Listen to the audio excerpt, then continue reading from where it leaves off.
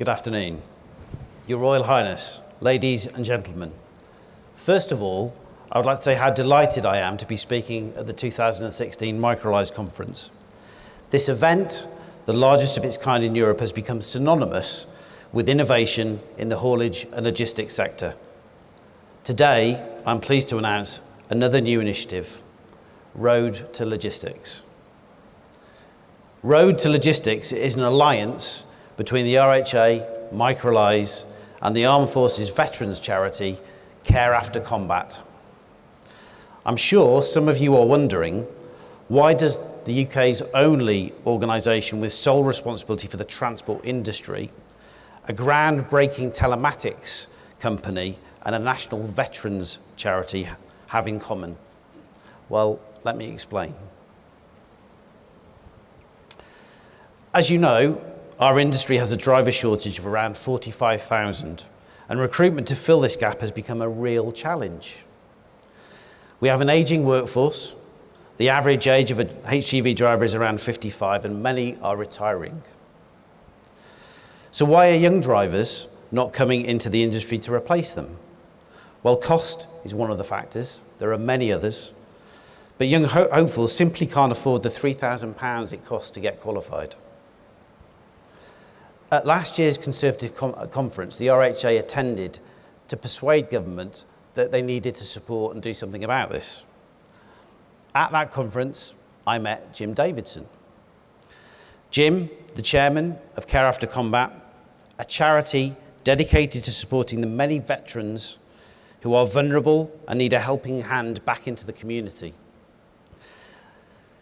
The objective is to help them cope with civilian life and, of course, to regain their self-respect.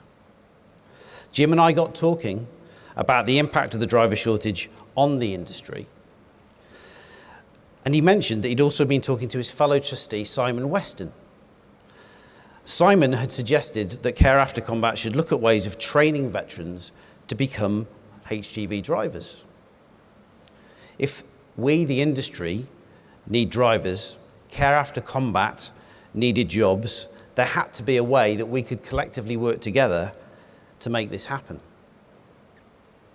Soon afterwards, I got talking to Bob Harby and mentioned my meeting with Jim.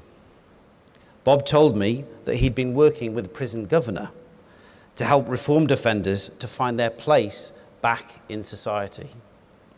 After a long and close collaboration between our organisations, Road to Logistics was born. So what is Road to Logistics? Well, Road to Logistics is a not-for-profit organisation which I will be chairing. Bob Harby will be running the day-to-day business, and Microlise are investing £100,000 in its initial setup. Road to Logistics is an alliance to create and maintain a national training programme to encourage new talent into the transport and logistics industry from sections of society where individuals need help and support to regain their self-confidence and independence. Care After Combat has the source for potential drivers. Microlise will create the training academies, and we, through our membership, have the jobs. So what's different about Road to Logistics? Before training even begins, candidates will be rigorously screened and assessed for their suitability, including a thorough medical examination.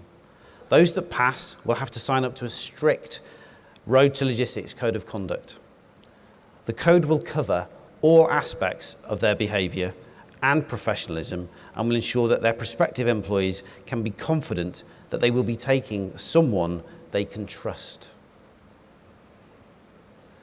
We will be working with other training agencies to make sure that the prospective graduates get a good grounding on a wide range of vehicles, including forklifts, thereby widening their skill base. This will also include passing all of the associated theory tests as well. Graduates will emerge from the scheme as fully rounded individuals with many skills in addition to those as a HGV driver. Soft skills are also part of the curriculum, including writing a good CV, interpersonal abilities and first aid training.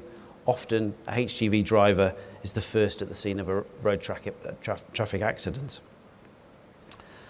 As I've already mentioned, Microlise are investing £100,000 in the initial group of prospective graduates, and we envisage that they will be ready for work in the autumn.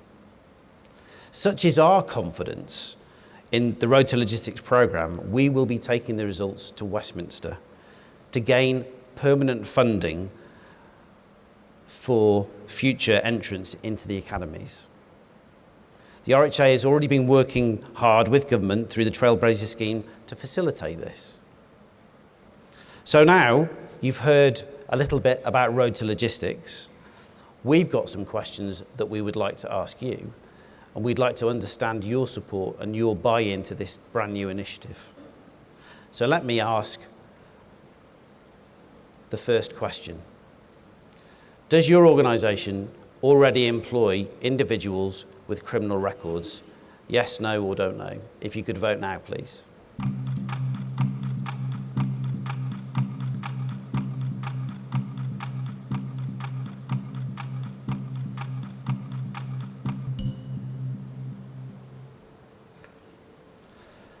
Well, I guess at this stage it's interesting, you know, in terms of the number of don't knows. That's probably what we expected, to be perfectly honest with you. But it's also interesting that there is a proportion that are saying yes. Another question. Does your organisation actively recruit ex-military personnel, yes or no? Can you vote now, please?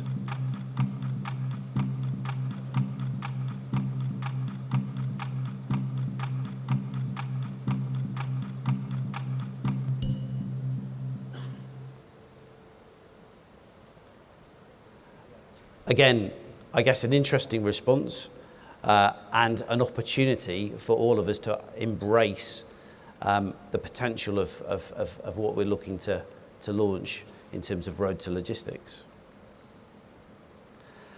I think it would be only fitting for me to now introduce Jim Davidson OBE, the chairman of Care After Combat, to talk about the charity and how Jim is delighted to be getting involved in what we've created here. Jim. Thank you.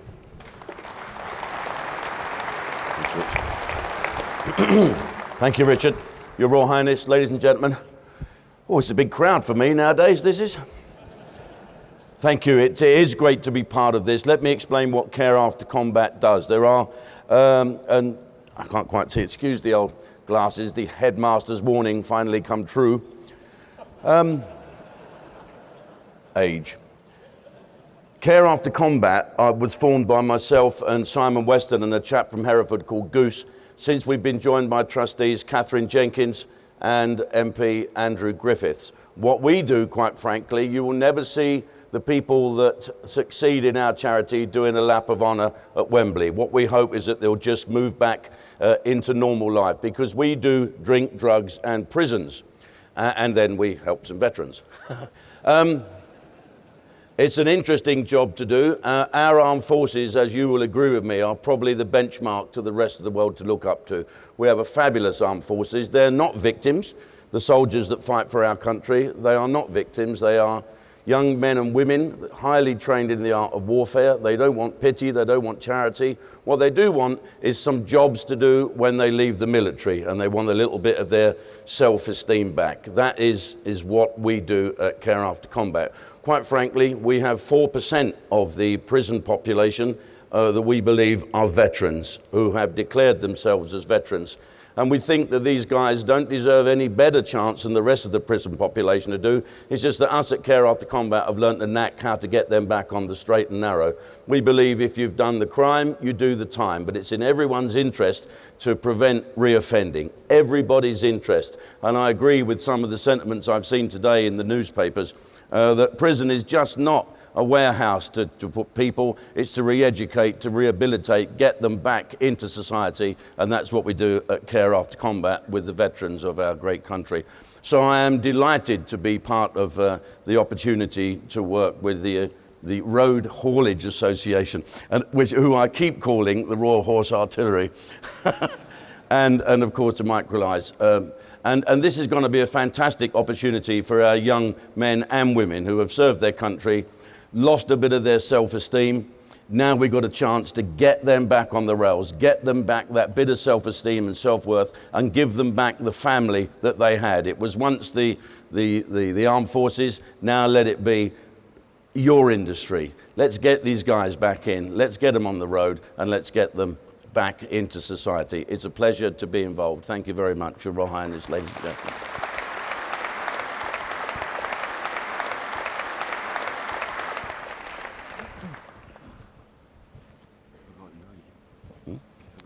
Your Royal Highness, ladies and gents, my name's Darren Poole. I'm one of the governors at HMP Sudbury, which is in Derbyshire. And I'm just going to have 5 minutes of your time just to explain what we do. I've got a couple of questions that I want to pose to you and just give you a brief explanation of how this partnership is going to work going forward. So just a brief overline, Sudbury Prison is one of 13 open prisons in England and Wales. Either dedicated as an open prison or has some aspects of an open site. The open prisons offer an outworkers scheme, and an outworkers scheme mainly means that we have a number of prisoners who go into the community on a daily basis to attend education, training or employment, and that can be either non-paid or paid employment.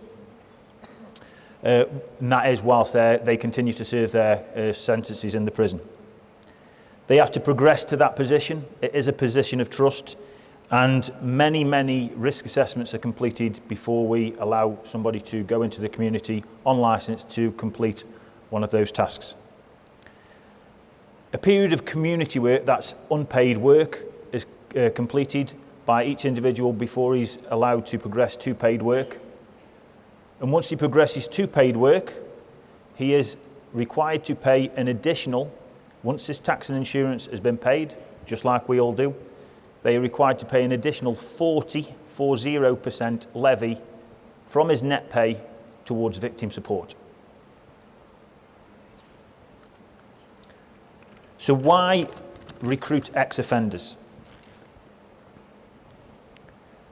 Overall, about 59% of prisoners, prison leavers will reoffend in the first 12 months. That's touching on almost 2 in 3. The majority of them do not have sustainable accommodation or employment. Those are the big 2 trigger issues. A wide range of people are in custody from all walks of life and with different experiences, different qualifications, and different skills. And many feel that society has given up on them, and this is a major reason why they return to criminality, as they see it as their only option and the only real thing that they know. I've seen firsthand in my role many prisoners who've shown a really positive emphasis on companies such as yours when they're offered a chance. Many will grasp the opportunity with both hands. And in many cases, there's an unrivaled level of loyalty shown even when alternative companies have offered higher rates of pay or better benefits, because you've been the one or they've been the one that have given them their first big chance.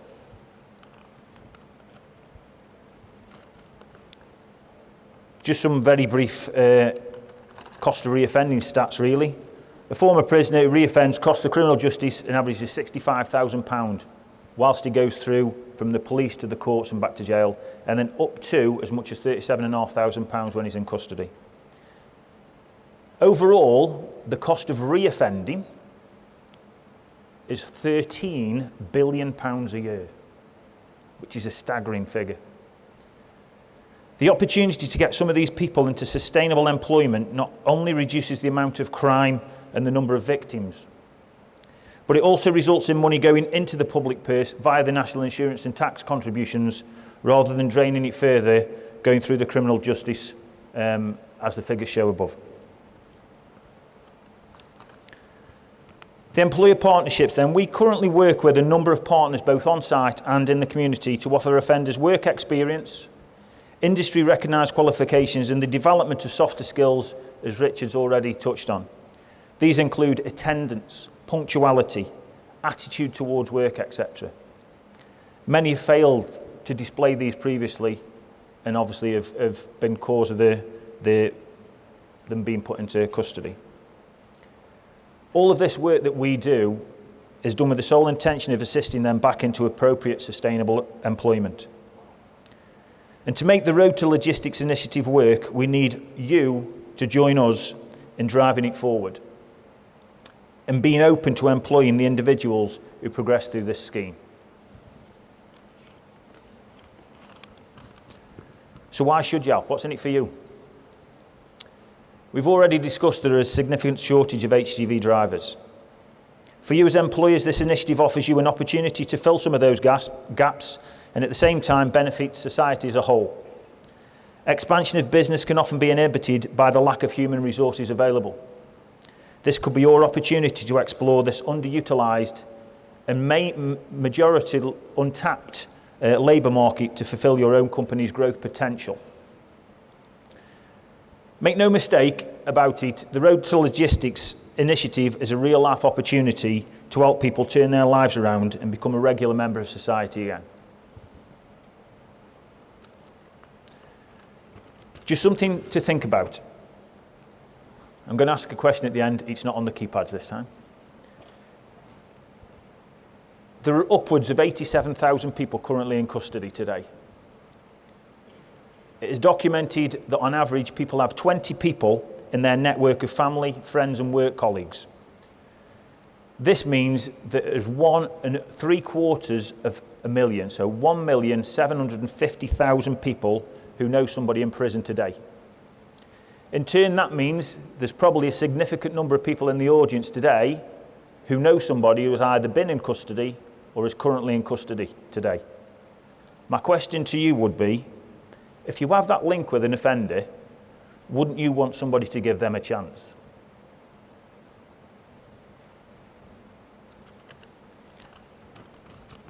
This question is similar to one that's just been asked, but I'm going to ask it. And this is on your keypads. So does your company's corporate social responsibility agenda include the recruitment of ex-offenders? 1 for yes, 2 for no, and 3 for don't know. Vote now, please.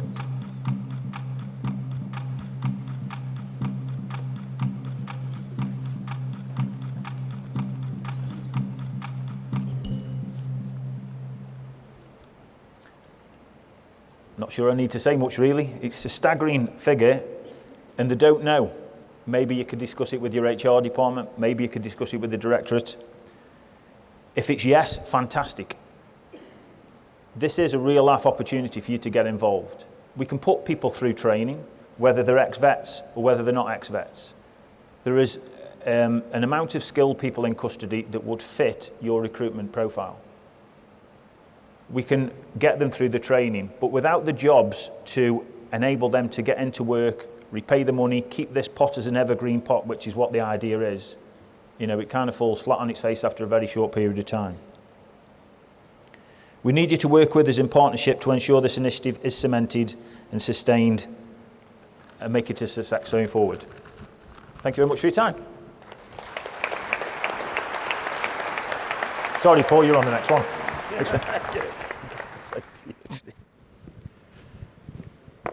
Good afternoon, Your Highness, ladies and gentlemen. Actually, I thought about changing what I was going to say. After listening to Leslie, I want to sign up. All this drinking and chatting, I think it's right on my street. So, she's RHA, I'll see you after. Okay, for those that don't know me and haven't heard me or haven't seen me, Poole Allera, Head of Fleet for Fowler, Welch.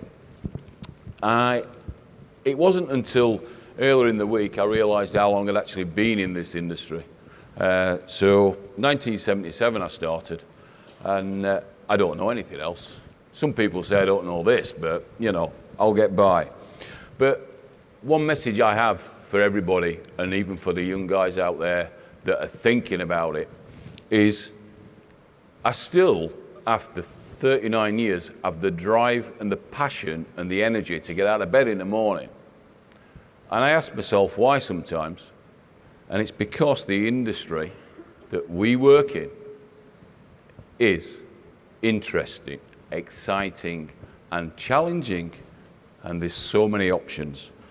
So that's me. We heard Kevin and Leslie both say and refer to it earlier on this morning about how do we attract people, new, talented people into this industry, is by changing the perception and sending the message out, this is an interesting, exciting place to work. So, back in February, Bob gave me a call and said, thinking about this road to logistics, Paul.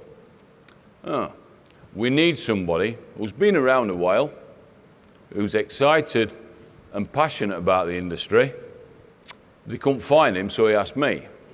So with the blessing of our MD, Nick Hay, I got involved. Don't quite know what I bring to it, but they keep asking me to come along and carry on doing things and promoting it. Now, like many others out there, and lots of us have had these issues over the past few years of getting drivers and people into the industry. And we've done the same. We've run schemes and campaigns, and most recently, we've invested 50k to do a warehouse to wheels. Yeah, I'm sure you've all done that as well. But our driver development team had a fantastic result. We had an 81% up on this, and it was, I think there was 17 applied internally, 11 were selected, and we've now got 9 full-time drivers. But like everybody else, there's going to become an exhausting point. There's only so many internal people that you can go off, so then we have to start to go outside, and that's where we need the support of a lot of people. We need to attract new and talented people in the industry. Options today, in my opinion, what you've heard today from Jim, from Darren, is opening a new avenue. Let's start to look and explore them. If there's a real issue out there, there's a potential here of actually solving a problem. And we need to open our minds more. Let's not judge. Let's not comment. Let's listen to what people have got to say before we make those comments and judgments.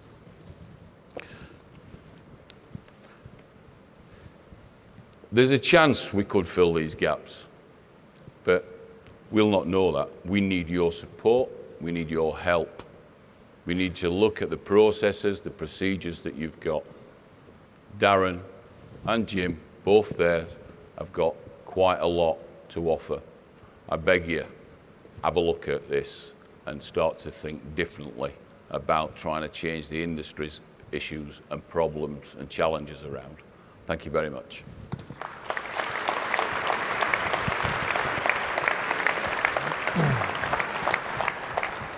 Thank you very much. Looks like we've touched a nerve. What does the company need to do to be involved in an initiative at HMP Sudbury or similar alternative HM prisons? Does the nature of the offence have a bearing on subsequent scope to be involved in the scheme? I think it probably would. Would you like just to expand on that very quickly? Yeah, sure. Like I said, we run a scheme that's replicated in the other open prisons. We're on the border of Derbyshire and Staffordshire. So our scheme, I will allow somebody to travel probably up to an hour and a quarter each way to work. So where that job is, obviously limits to where they can work. Regarding offences, it's part of the risk assessment. We don't currently hold sex offenders for one instance. There will be certain offences which would preclude them from being an HGV driver anyway, death by dangerous driving, things like that, that would mean that they wouldn't be suitable. People who've got medical issues such as epilepsy, again, that would preclude them from applying. But before we choose any individuals, you would be involved in that process. There can be an assessment, there can be an interview, there can be a training program that can be run beforehand, so you get to say whether you think the individuals are suitable or not. Okay, here's one for you, Richard. How many potential employees do you think this would create to join the industry every year? Difficult one, I know, but It's a real challenge to put a number on it. At the moment, we know that there are 5,000 veterans currently in prison, and what we're wanting to do, part of the process that, part of the launch today is as getting the interest. It's actually creating the business and looking at this as a scalable national solution. So we're going to do it in the Midlands. We're going to do it, initially on a fairly small scale to try and grow it over the next 6 months. But the idea is to actually roll this out nationally and create a national program to bring a pipeline. Jim, through the Veterans Charity, has got the people to bring in. We've got the academy through Microlise, and we've got the jobs. For you, Jim, can we be given contact details to recruit ex-service people? Yeah, I think ex-service people are exactly the answer to your prayers, really. I mean, a lot of charities make out that if you're a veteran, you're mad, bad, or sad. That's not the case. The veteran is probably 99.9% of the veterans leaving the military are exactly the person that you want.